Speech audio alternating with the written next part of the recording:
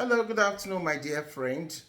Thank you for that question. I know you've been asking me a few questions. How long have I been in England?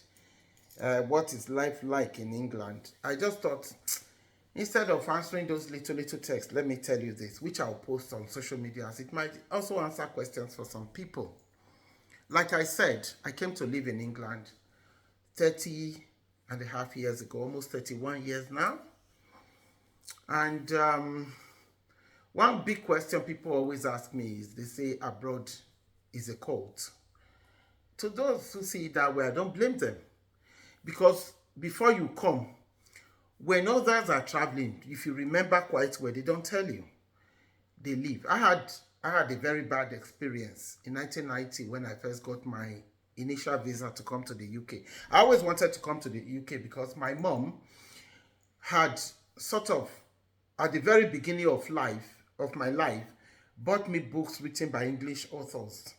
And I'd read a lot of Mills and Boone, Barbara Cartland, and all that. So I always had this vision of England in my mind, and I wanted to see the place. In 1990, my boyfriend supported me, and I got a visa to come to the UK. But there was an error. The error was that a so-called cousin had written to me a few months before I left school that she was now in England. If I wanted to come, I should let her mother know. And I thought that was a good gesture. So as soon as I got that visa, the first thing I did was to contact my aunt. And I said, I got a visa to the UK. I have spending money which my boyfriend has given to me, and I want to go to the UK. Your daughter said I should contact you. And before I could finish the statement, she said, "Oh, sorry, her daughter got married."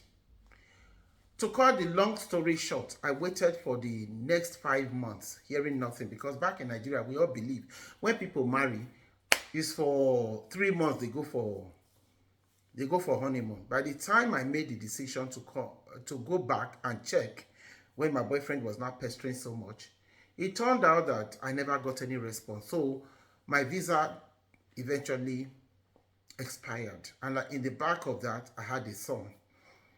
And so when I was ready to come to England, the only people who knew were my parents and my siblings, my direct siblings from my mother.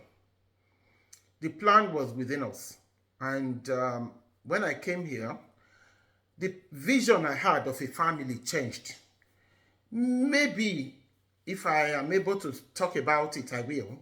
I had so many nasty experiences. And that has given me, that has sort of put me where I am. But again, I thank God that I didn't go with them. I never went with them. And because if I had, I would not have achieved as much as I am today. They did everything within their power to hold me, to the extent that when I lost my father, I never got anybody coming to look for me. I was told over the phone and nobody bothered to check on me. When my siblings died, I lost two siblings while in England here. Never got anybody coming to look for me. So I am used to my own life. I don't really want anybody in it now. I am not looking forward to having that extension. I I do appreciate just saying hello to people if I come across them, but I don't want anything from anybody. So abroad na secret society. I hope it answers because it's not the vision of what you have in your head living Africa that you meet in a foreign land. Most people you come to meet here that you think maybe they share dinner with the royal family, the way they behave when they come back to Nigeria, you'll find that most of them have not actually achieved anything. But they will never tell you. You see their pictures online, you think, oh, these people, they enjoy. But that's not true. It's not always the case. Most of them are struggling too. And when you come, it will look like you've come to steal from the little they have or the one that they already own. So I would say to you, if you have plans to come to England, first, be very secretive about it. Other than your direct family, let nobody know. When you come here, don't think those you are coming to meet are going to be friends or going to welcome you and going to support you. Try to stand on your own strength. Draw strength from strangers rather than those you know, except they actually show you that love. That's why I talk and reach. As always, my name is Essie Duchess and I live in the UK. God bless you all. Bye.